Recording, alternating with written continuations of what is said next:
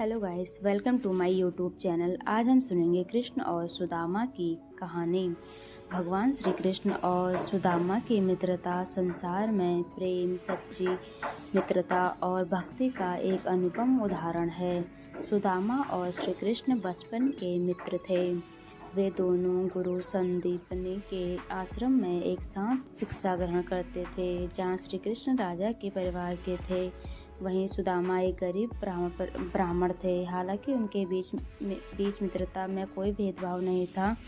समय बीतता गया और दोनों अपने अपने जीवन में व्यस्त हो गए। श्री कृष्ण द्वारका के राजा बन गए, जबकि सुदामा अत्यंत गरीब थे गरीबी में अपना जीवन व्यतीत कर रहे थे। सुदामा के पास खाने को अन्न नहीं था और उनकी पत्नी और बच्चे भूख से पीड़ित थे। एक दिन सुदामा की पत्नी ने उनसे कहा, तुम्हारे बचपन के मित्र श्री कृष्ण अब द्वारका के राजा हैं। यदि तुम उनसे मदद मांगो तो वे अवश्य तुम्हारी सहायता करेंगे।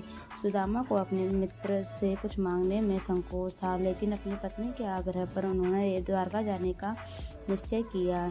जब वे श्री कृष्ण से मिलने के लिए द्वारका पहुँचे, उनके पास उनके मित्र के लिए उपहार स्वरूप कुछ भी न था। इसलिए उन्होंने अपनी पत्नी द्वारा दिया गया थोड़ा सा पोहा चूड़ा साथ में ले लिया, जो उनके पास देने के लिए एकमात्र चीज़ थी।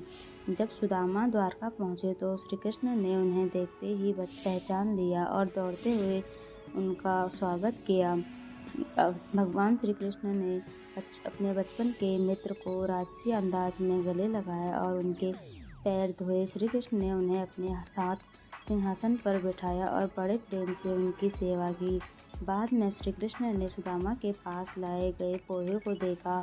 सुदामा संकोच कर रहे थे कि वह इतना साधारण भोजन श्री कृष्ण को कैसे दे सकता है, लेकिन श्री कृष्ण ने अत्यंत प्रेम से वह पोहा खाया और कहा, मुझे इससे बढ़कर और कुछ नहीं चाहिए।